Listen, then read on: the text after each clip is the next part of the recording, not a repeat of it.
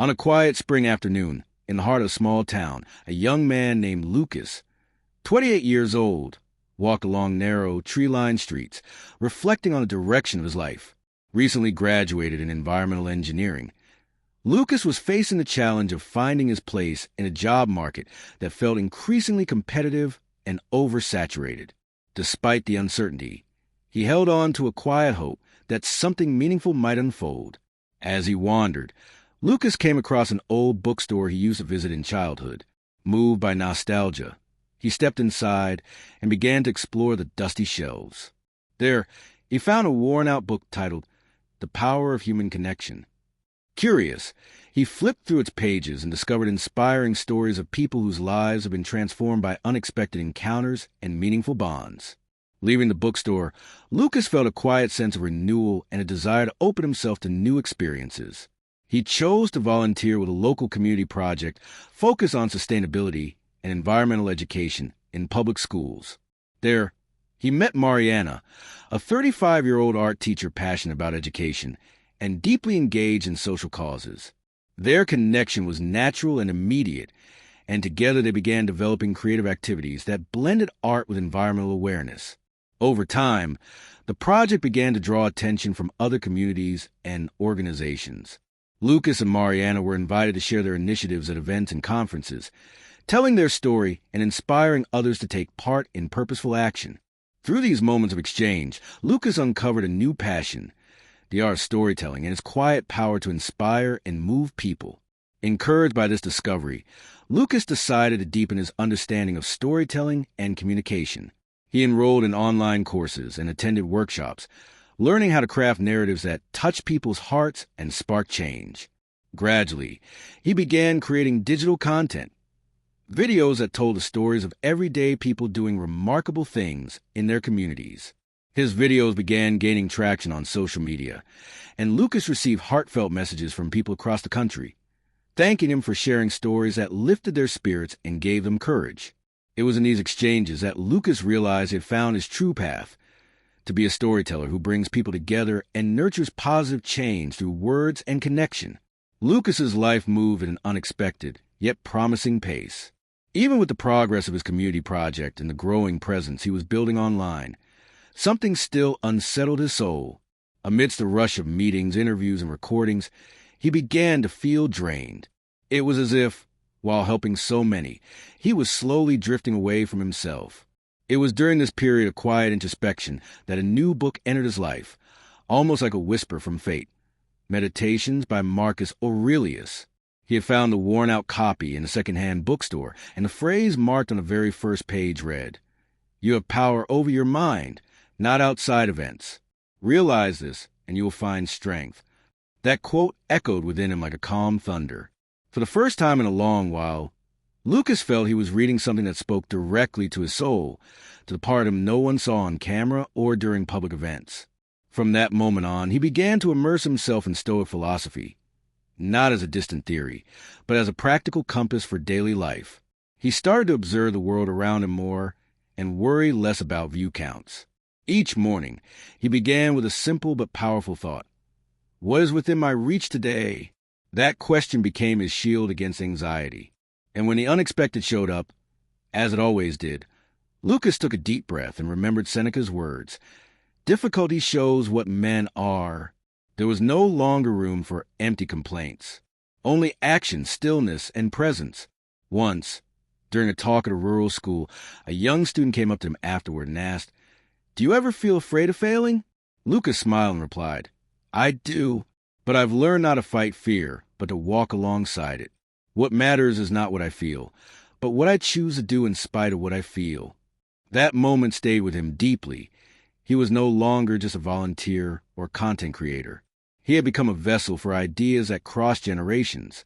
With time, the Stoic teachings became woven into his actions. Instead of seeking fame or validation, Lucas pursued purpose. He understood what Epictetus emphasized. It's not things that disturb us, but our judgments about them. And so, he began to treat challenges as silent allies, as if each obstacle carried within it a hidden lesson. Even the harsh comments on social media stopped hurting him. He saw them as tests of emotional control, not personal attacks. On one occasion, after a video went viral with over 800,000 views, Lucas found himself in a whirlwind of messages, invitations, and demands. But rather than getting intoxicated by the success, he wrote a simple line in his notebook. "Today, I am only a servant of the moment." That humility was what kept him grounded. While the world around him shouted for attention and recognition, Lucas whispered gratitude and presence. And now, if you're watching this video until here, I'd like to offer a different kind of invitation. Not the usual like and comment routine. I genuinely want to know what thought has been guiding your days lately. It could be a quote, a reflection, a question, or even a significant moment. Share in the comments, because maybe what you say today is exactly what someone else needs to read tomorrow. And if this message touched you in any way, consider subscribing to the channel. Not for numbers, but because here we're building something meaningful together. And truly, your presence is part of that.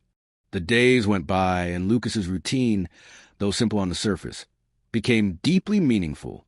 He no longer needed to prove anything to anyone. His greatest victory now was to remain faithful to what he believed, even when no one was watching. It was in this new chapter that he discovered the true power of silence. Not the silence of absence, but the kind that arises from inner peace.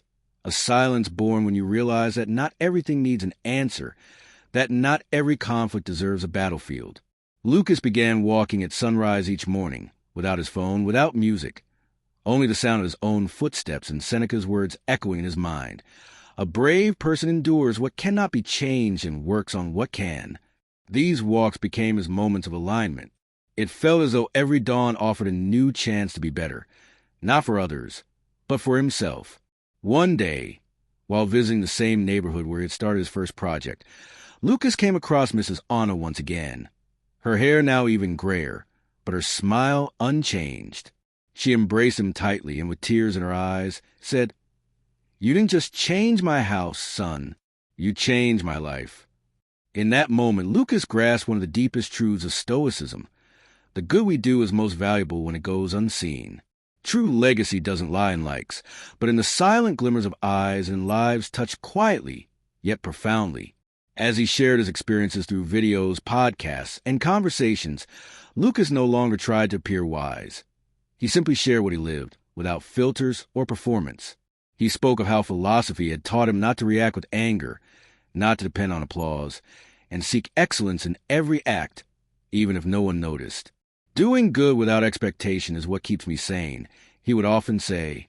In an interview for an independent channel, a reporter asked him, "If you could teach just one thing to the next generation, what would it be?"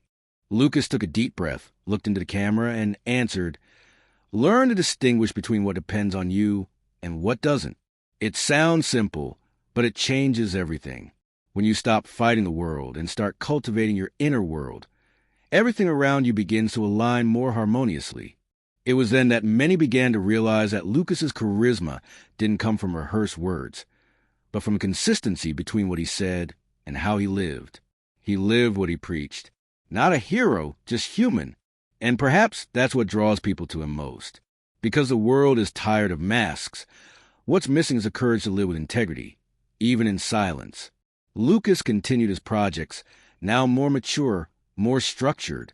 He formed small support communities grounded in Stoic principles, where people learn to cope with loss, build discipline, and cultivate gratitude. Simple gatherings with freshly brewed coffee and attentive eyes. No luxurious setting, just presence and truth. And so, Lucas's story continues to be written, not with dramatic twists, but with small, consistent actions day after day. Because, as Epictetus said, don't explain your philosophy, embody it. And Lucas understood that his life, even with its imperfections, was already explanation enough. If you made it this far, I want to thank you, truly, not just for watching, but for being here. This channel isn't just mine. It's made of stories like yours. So tell me, what moment in your life has taught you more than any book? That event, that fall, or even that silence that transformed you? Share in the comments, because your story holds more power than you think. And others may be healed by reading what you've lived. And before you go, if this video resonated with you, if it touched something within, consider subscribing, but not out of impulse. Subscribe because here we're trying to live with more purpose, more presence, more truth, and it would be an honor to have you walking this path with us. Share it, too, with someone who may need a word that is firm, yet gentle, because sometimes that's all we need to keep going. After all, as the Stoics taught us, it's not noise that transforms the world, but the constancy of those who act with wisdom.